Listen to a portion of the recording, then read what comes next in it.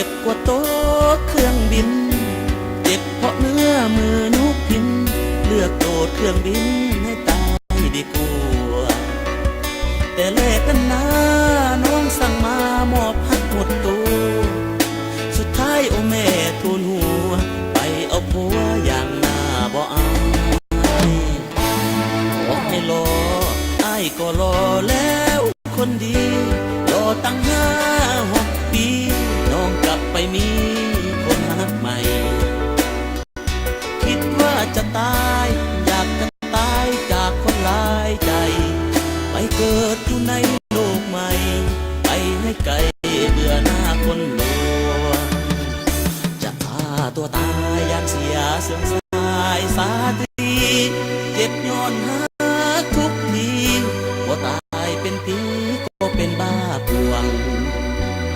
จะผูกคอตายจะฆ่าตัวตายย่านเขาประท้วงย่านยมพี่บ้านเพิ่นทวงเพิ่นยังห่วงตัวสายไอ้นี่อกหักเจ็บปวดนักเหลือเกินอกหักเพราะอ้ายขาดเงินอยากรวยเหลือเกินตะกุนบ่ใหญ่อ้ายเป็นคนซื้อ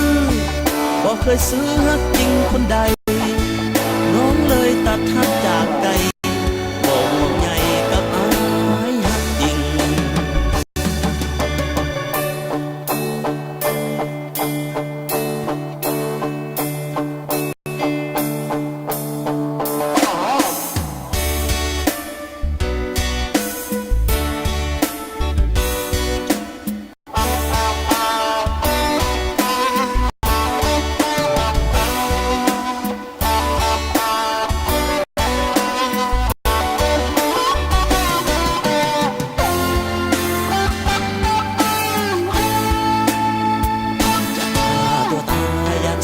เสื่อมสายสาตรี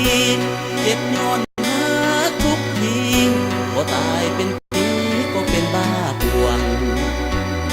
จะปลูกคอตายจะฆ่าตัวตายย่านเขาประท้วงย่านยมพี่บ้านเพิ่นทวงเพิ่นยังห่วงตัวสายไอ้นี่อกหักเจ็บปวดนักเหลือเกินอกหักเพราะอ้ายขาดเงิน